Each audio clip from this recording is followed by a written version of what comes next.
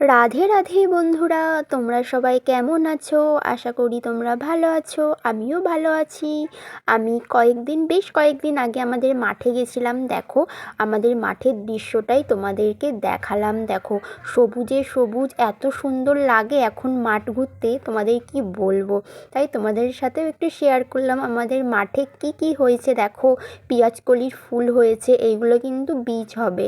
পেঁয়াজকলি দেখো কত সুন্দর লাগছে।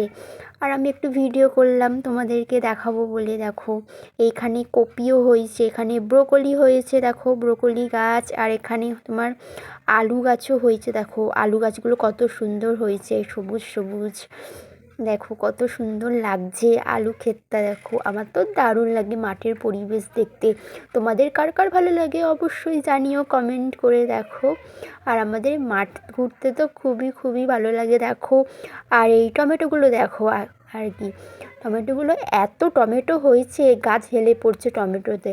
এরা মনে হয় অনেক যাবত মনে হয় তোলেও না টমেটো। দেখো লাল লাল হয়েছে, পেকেওছে অনেক। দেখো সবুজ, পুরো থোকা থোকা হয়ে দেখতে এত সুন্দর লাগছিল কি বলবো। দেখো, আর এখানে দেখো আলের মাঝখান দিয়ে যাচ্ছি, আর পেঁয়াজ ক্ষেত এতদিনে আর একটু বড় হয়ে গেছে পেঁয়াজ গাছগুলো। দেখো, এখানে পেঁয়াজটাই বেশি হচ্ছে। দেখো, এখানে দেখো কত সুন্দর লাগছে মাঠের পরিবেশটা, সবুজে আর সবুজে। দেখো, আর এখানে পালং শাক ক্ষেতটা দেখো ফ্রেন্ডস, কত সুন্দর।